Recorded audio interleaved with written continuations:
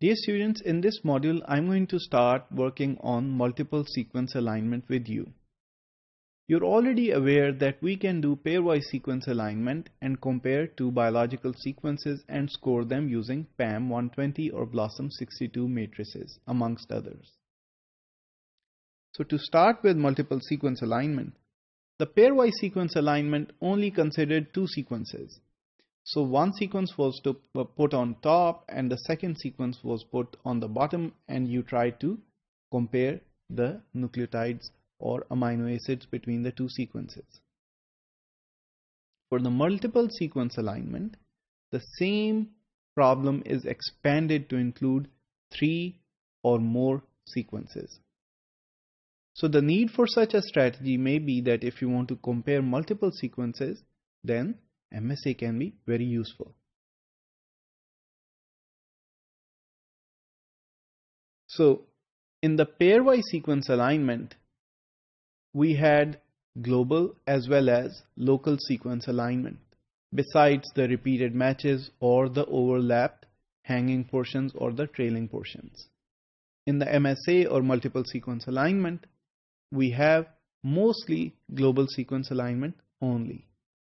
Here we have several sequences, 5 of them, that have been aligned, and we call them a block, and they have been aligned such that, if you can see closely, that there are some mismatches or substitutions. There are some gaps as well, here as well, and they are there in the sequence. But the 5 sequences are aligned very nicely. So this is what can be achieved by looking at the MSA or by employing the multiple sequence alignment strategies. So for the pairwise sequence alignment, we use the dynamic programming paradigm, in which we had this entire alignment matrix and we computed each position within this matrix step by step. This helped us to compare two sequences. But imagine a case where you have to compare multiple sequences, and therefore you would have to perform dynamic programming or DP in multiple dimensions.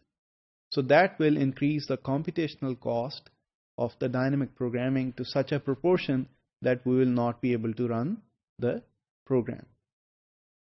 In case of MSA, typically we do dynamic programming for no more than 9 or 10 sequences. If you have a lot more sequences, then we move to progressive alignment strategies.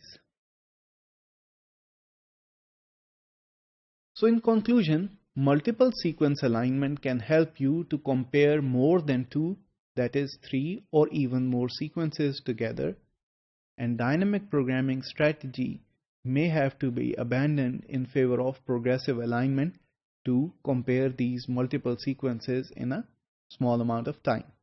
Also, the software that is most commonly used, and we will see in the later modules, is the Clustal for multiple sequence alignment.